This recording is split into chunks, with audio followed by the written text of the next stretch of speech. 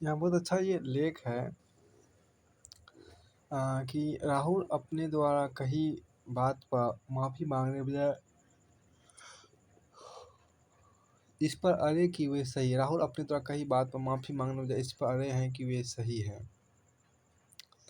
इसमें देखिए कि राहुल गांधी परामर्शदाता के साथ कुछ जो यहाँ बातें आपको कही गई उसको यहाँ पर देखिए। राहुल गांधी के परामर्शदाताओं के साथ निश्चित ही कुछ गड़बड़ है। राहुल गांधी के परामर्शदाताओं के साथ निश्चित ही कुछ गड़बड़ है। मानहानि के आरोप में उनकी सजा पर स्टे देने की अपील को सूरत सेशंस कोर्ट द्वारा खारिज किए जाने के बाद फिर यही जाहिर हुआ कि यह मामला घुमाव फिराव से भरपूर है, लेकिन राहुल के लिए नुकसान का सौदा साबित हुआ। अब देखिए कि हाल में सम्मान्य अदालत ने कहा कि राहुल साधारण व्यक्ति नहीं है।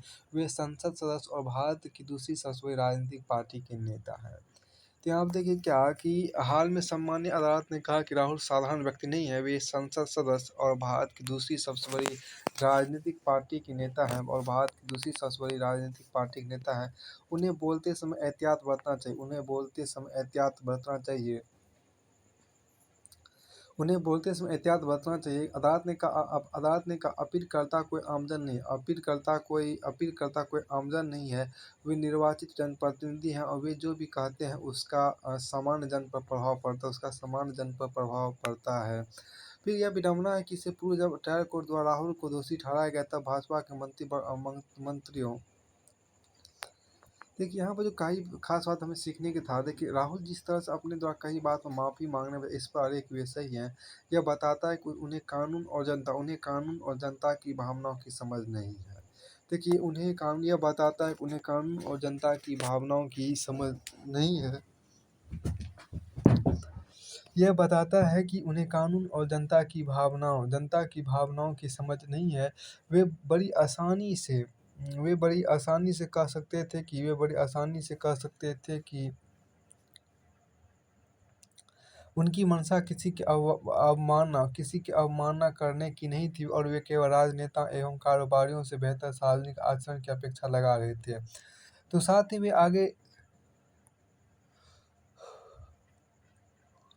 वे आगे जोड़ सकते थे कि उन्होंने मोदी उपनाम वालों को अनजाने में ही जो ठेस पहुंचाई है उसके उन्हें खेद है। लेकिन इसके बाद उन्होंने क्या किया? उन्होंने उल्टे सावरकर पर निशाना साधते हुए यह कहा था कि उनका सरनेम गांधी है और वे कभी माफ़ी नहीं मांगेंगे। जबकि देखिए जब हमसे भूल हुई हो तो उसके लिए माफ़ी मांग लेना कमजोरी का प्रदर्शन करना नहीं है। बहुत अच्छी बात कहा गया है। जब हमसे भूल हुई हो तो उसके लिए माफ़ी मांग लेना कमजोरी का प्रदर्शन करना नहीं है। जब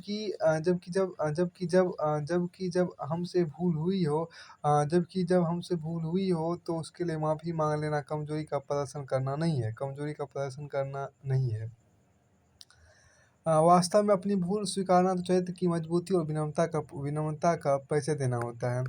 वास्तव में अपनी भूल स्वीकारना तो चरित्र की मजबूती और विनम्रता का परिचय देना है। तो वास्तव में अपनी भूल